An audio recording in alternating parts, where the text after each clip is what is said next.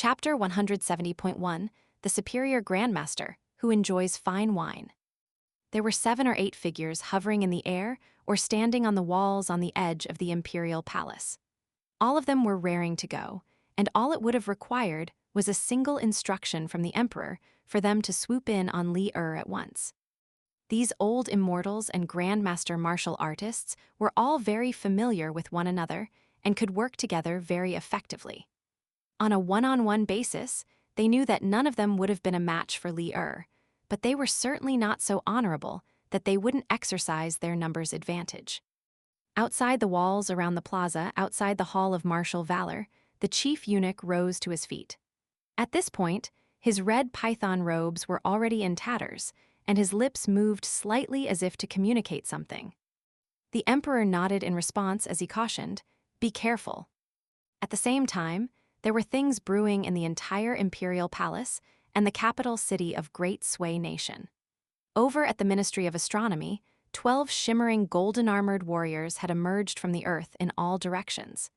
They were standing at 30 to 40 feet tall with runes inscribed all over their bodies, and each of them was holding a different divine weapon. Over at a monastery, a bell toll rang out, accompanied by the sound of Buddhist chanting. At the same time, purple mist was rising up from a Taoist temple to form a massive talisman, while a white flood dragon was emerging from beneath a stone arch bridge, climbing up along its side before rearing its head above the bridge's railing.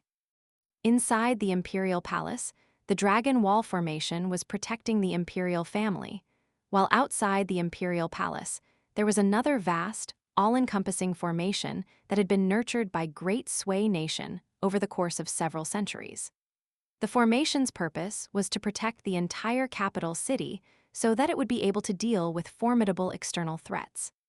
If this formation were to be activated, then all of the cultivators and martial artists within the capital city would be suppressed by the dragon chi of the imperial clan, forcibly lowering their cultivation base by a tier or two.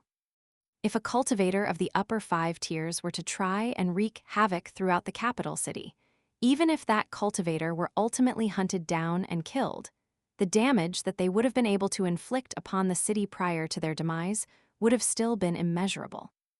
However, if that same cultivator of the upper 5 tiers were to be suppressed to only the 10th tier, then they would be far easier for Great Sway Nation to deal with.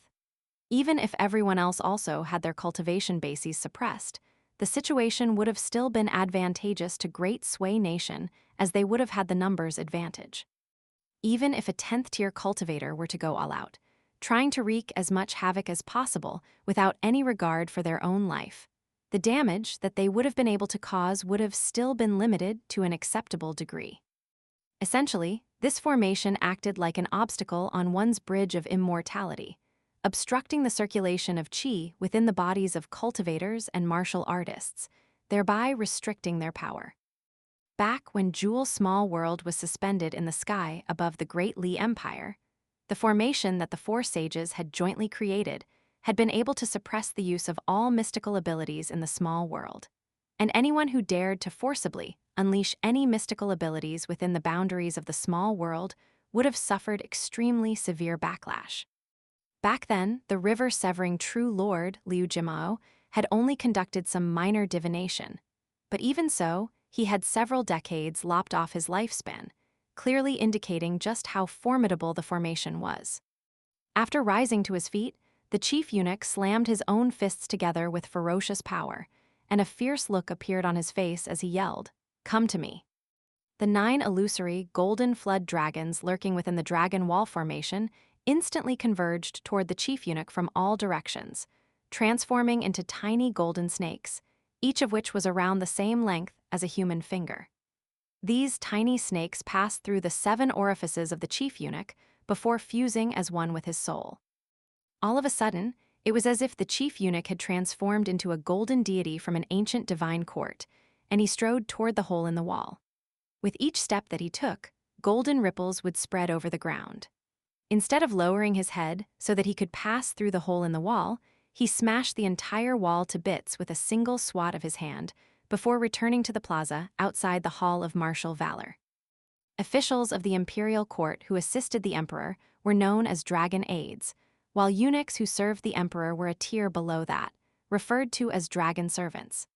Both were able to sense the dragon chi of the emperor, but it was still extremely remarkable that the chief eunuch was able to control the dragon chi of the imperial clan and wield it for himself. All of the cultivators and martial artists gathered on the edge of the imperial palace exchanged shocked glances with one another upon seeing this. Clearly, there was some type of extremely important and confidential secret behind this. "How about we go again?" the chief eunuch challenged as he looked directly at Li Er. If he had been a weak 9th rank Go official prior to this, then with the injection of Dragon Chi, he had enjoyed a significant increase in his figurative Go skills, making him one of the strongest 9th rank Go officials in Great Sui Nation. Li Er was rather taken aback as he looked at the chief eunuch. It was as if his body had been filled by a large volume of golden liquid, much like the god-summoning techniques of the two militarian ancestral sects, but was also somehow slightly different. Li Er couldn't be bothered to give this matter any deep thought, and he nodded as he said, "That's much better." During his battle against Song Changing in Jewel Small World, there had been 2 whetstones for him, one of which was Song Changing, who had been at the pinnacle of the 9th tier at the time, while the second one was Jewel Small World itself. Even so, Li Er was still unable to make a breakthrough. Instead, he served as a catalyst for Song Changing to make a breakthrough to the 10th tier. He would have been lying if he said that he wasn't disappointed at all by this, and that was why he had agreed to Old Man Yang's suggestion for him to leave Eastern, treasured Vile Continent to find his Dao attainment catalyst. At the time, Old Man Yang had told him that his breakthrough wouldn't come in a situation of life and death. Li Er's gaze roamed over his surroundings, and he was suddenly struck by a faint glimmer of enlightenment. Why had Old Man Yang intentionally suppressed Li Hui's aptitude? And why was it that during that visit from Qi Jingchun, he had seemingly casually mentioned the phrase, "The strong and courageous dare to draw their blade to challenge those more powerful than themselves," as they were drinking wine? Looking back, Li Er now realized that in uttering this phrase, Qi Jingchun was acknowledging his martial Dao. Even back then, Qi Jingchun had already told him everything that he needed to know, yet despite the fact that Li Er had been walking this path this entire time, he had never recognized it himself. Indeed, his Dao attainment catalyst was to challenge those more powerful than himself. During that battle against Song Changing, Li Er held an advantage to begin with, so he wasn't actually filled with much battle intent at all. Instead, he was only carrying out the instructions of his master. Furthermore, he also wanted to know just how he matched up against a martial artist at the pinnacle of the 9th tier. The concluding stages of the battle had been satisfying, but deep down, Li Er had never felt like he was fighting in order to make some type of point. However, at this moment, he was essentially facing the entire Great Sui Nation. The reason that he had come here was to stand up for his son, but now that he had ventured deep into enemy territory and was surrounded by formidable foes, he suddenly burst into carefree laughter. Back on the summit of Eastern Splendor Mountain, he had wanted to say something, but he couldn't find the words to articulate what he wanted to say, so in the end, he could only depart without saying anything. Having been a pushover in Jewel Small World his entire life, Li Er had suddenly come to a revelation. His son was such a thoughtful and obedient child, yet he was still being picked on. As Li Hui's father, his current power as a 9th-tier martial artist wasn't guaranteed to be enough to beat his opponents into submission, so what he had to do was make a breakthrough and leave the 9th tier behind. Li Er took a deep breath as he sensed the immense pressure weighing down upon him from all directions, and he thought to himself, "Don't rush things. Everything has to be done one step at a time. This whetstone still isn't sufficiently heavy yet." All Li Er had was a pair of fists, but he didn't hesitate in the slightest as he rushed toward the chief eunuch, who had attained a godly body thanks to the dragon chi of Great Sui Nation, and the latter was also charging at Li Er. At the pinnacle of the martial Dao, there were no fancy techniques to speak of. Everything boiled down to speed, power, and accuracy. The objective was to strike the opponent's most vulnerable spots at the fastest speed with the most tremendous power. They were going to wear each other down like water dripping through stone, and it was a contest to see who would outlast the other. The one left standing would get to live, while the one who fell would die. It was that simple. Both of the combatants were formidable martial artists at the pinnacle of the 9th tier. And with each blow that they landed on each other, all of the cultivators and martial artists on the edge of the imperial palace would feel their chi and energy shuddering and being thrown into disarray. The battle between Li and the chief eunuch was no less intense than a clash between immortals, and unlike battles between martial artists of a lower cultivation base, it was considered taboo to watch the battle from up close. This was an unspoken rule among immortal powers. Watching a battle of this caliber while standing too close could easily result in the loss of one's life, and clapping and cheering, or making remarks about the unfolding battle, were even more frowned upon. Battles between cultivators often involved a vast array of treasures, unleashing attacks that affected large areas, and the more ferocious the battle, the further the combatants were likely to travel. They could easily move across multiple battlefields over the course of a battle. And it was often the case that everything in a radius of several kilometers, or even several dozen kilometers, would be razed to the ground. So it would have been utterly suicidal to try and watch such a battle for entertainment. As for why there were people willing to watch such riveting battles, despite the severe risk that they were taking on, that was because it was important for powerful cultivators and martial artists to observe others in battle while engaging in self-reflection, identifying their own weaknesses and flaws, and it was certainly not just for entertainment or to make comments on what the combatants could have been doing better. Hence, even as he was in the midst of such a fierce battle, the chief eunuch still made sure to find a moment in between exchanging blows to establish a rule with Li for the sake of the safety of the bystanders. Leaving this plaza is considered an automatic loss. Thankfully, Li nodded in agreement, and thus, their spectacular battle continued. The plaza outside the Hall of Martial Valor was originally very flat and even, but at this point, it was already completely unrecognizable, riddled with craters and trenches. Even the tall walls on either side of the plaza were riddled with around a dozen huge holes.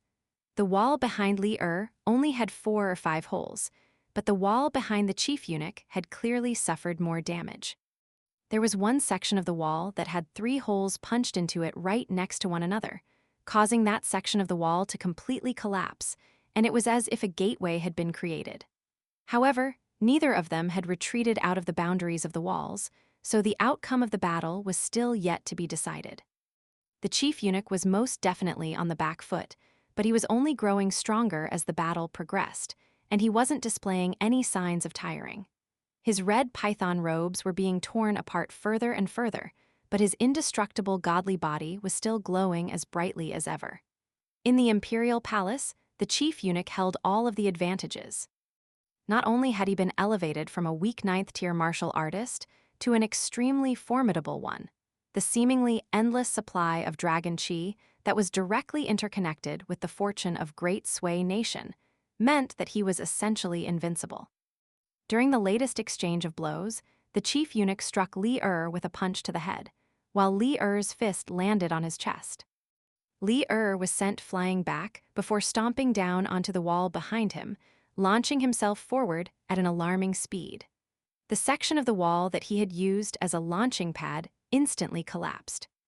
Meanwhile, the chief eunuch was also forced back by the clash, and with each backward step that he took, his feet would sink deeper and deeper into the ground, creating a trench that was over 100 feet in length. As Li pounced at him once again, all he could do was cross his arms above his own head in passive defense. With another ferocious punch, the chief eunuch was forced down to one knee and sank over 20 feet into the ground, while a massive crater had appeared around him. Li refused to let up, leaping high up into the air as he clenched both hands into tight fists before slamming them down upon the chief eunuch over and over again. A rapid string of dull thumps rang out within the crater, much like the sound of thundering horse hooves. With each violent tremor that ran through the ground, the crater would continue to expand, and chunks of bricks were sent flying in all directions from the surface of the plaza. It was as if Li were using the chief eunuch to bore a well into the earth. The chief eunuch was completely powerless to retaliate, and he continued to sink deeper and deeper into the ground, while the golden light radiating from his body shuddered incessantly. A wry smile appeared on the face of a 10th-tier cultivator standing atop a flying sword, and he sighed. Only now am I witnessing for the first time just how unreasonable and ruthless the fighting style of a martial artist at the pinnacle of the 9th tier can be. As he was speaking, the flying sword beneath his feet was swaying slightly like a small raft in a turbulent sea, and if any lesser cultivator had been in his place, they would have most likely already lost control and been blown away into the distance. As a top-tier cultivator, observing a battle between pure martial artists had no benefits for him whatsoever. So, if it weren't for the fact that he was bound by duty to be present, he would have departed long ago. Inside the imperial palace of Great Sway Nation was a secret passageway that branched off into many places, such as the offices of the 6 ministries and the new Mountain Cliff Academy on Eastern Splendor Mountain. The emperor was able to traverse through the secret passageway without alerting the officials of the imperial court or the people of the city. Otherwise, whenever he left the palace, a huge fuss would be made, and the people of the city would have to sweep all of the streets clean in anticipation for his arrival. At this moment, Mao Jiaodong was walking slowly through the secret passageway, accompanied by a chief eunuch who was sweating profusely. Just like the chief eunuch who was battling Li on the plaza outside the Hall of Martial Valor, he was also wearing a red python robe, but despite that both of them occupied the same official position, there was actually a vast disparity in status between the two. The chief eunuch did dare to get mad at Mao Jiaodong, so he could only carefully urge Mao Jiaodong to pick up the pace over and over again.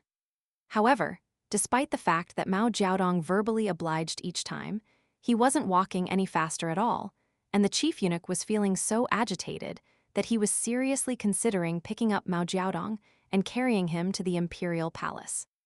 Meanwhile, back in Mountain Cliff Academy, Qi Dongshan began to walk back to his own dormitory in a lackadaisical fashion after departing from the summit of Eastern Splendor Mountain. He had a peaceful little courtyard to himself, and at this point, Zai Zai's identity as the prodigious cultivator of the Lu Empire, Zai Lingyu, had already been revealed. It was also declared that she was a disciple to Qi Dongshan, so she had moved into the same courtyard to serve him. Qi Dongshan made his way into the courtyard, and with a graceful sweep of his sleeve, a go board and 2 boxes of stones appeared on the stone table. There were already stones placed on the board, presenting an extremely complex middle game position. Qi Dongshan was standing in front of the stone table as he picked up a white stone with a contemplative expression, seemingly pondering the best move to play in the position. Having already had half of the dragon restricting nails in her body removed, Zai Zai had already recovered to the 5th tier, and if one were to look closely at her, they would be able to see light surging all over her entire body. Qi Dongshan heaved a faint sigh as he placed the white stone back into the box, turning away from the position as he made his way back into the room. There, he sat down and opened a Confucian classic before interlacing his fingers together and placing his hands down onto his legs. A gentle breeze blew, past to flip over the page of the book sitting in front of him. Zai Zai was standing at the entrance of the room with a look of veneration and envy in her eyes. That gentle breeze was a gust of book-flipping wind that was found only in Confucian schools and academies. Unfathomable and unpredictable. That was the assessment that both she and Yu Lu had of Qi Dongshan. They could never tell what he was thinking or what he was going to do next. All of a sudden, the thought of Chen Ping'an sprang into her mind, and she couldn't help but wonder how Chen Ping'an had been able to make Qi Dongshan submit to him this entire time. Was it really just because of that inexplicable title of teacher that he had somehow managed to obtain? A contest of wills was no different from a tug of war, and there had to be a decisive outcome. Qi Dongshan remained completely still, allowing the book-flipping wind to flip through the pages of the book in front of him. He looked down at the teachings of the Confucian sages on the book's pages as he smiled and said, "Our Liang once had a mantra. When out in the world, we have to win people over with our morality and defeat our enemies with our handsome looks. My teacher is executing this mantra to perfection, and as his disciple, I am earnestly willing to admit defeat to him. Zai Zai lowered her head, not daring to reveal her expression. Qi Dongshan's head remained lowered as he snapped. Get away from me, you ugly bitch. Don't you feel ashamed staying in the same room as someone as outrageously handsome as myself? If I were you, I would have already killed myself from shame and inferiority long ago. Zai Zai extended a curtsy as she said in a quiet voice, Please pardon this humble servant. If you're going to die, don't die in the courtyard, Qi Dongshan added. There's a tall ginkgo tree on the mountain summit that you can hang yourself from. Zai Zai departed in silence, then sat down onto a stone stool in the yard. As she looked at the position on the Go board, her eyes suddenly lit up, as if she had thought of a way out of her current predicament. Upon sensing the abnormal fluctuations in Zai Zai's aura, Qi Dongshan instantly burst into laughter within the room. He hurriedly clasped a hand over his own belly while wiping the tears from his eyes as he guffawed. You're thinking that you could marry Chen Ping'an to become my master's wife. Holy shit, I'm about to die from laughing.